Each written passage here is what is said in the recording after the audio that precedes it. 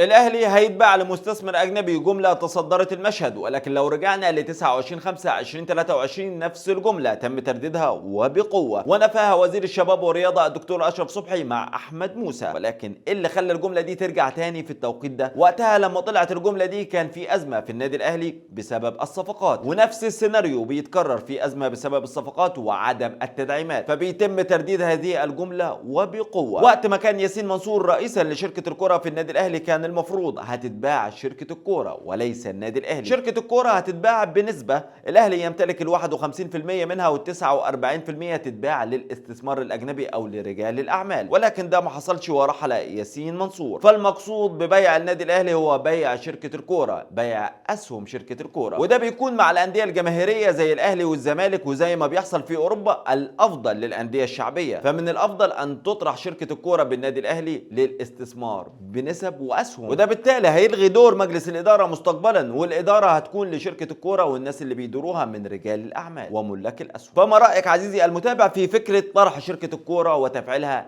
رسميا؟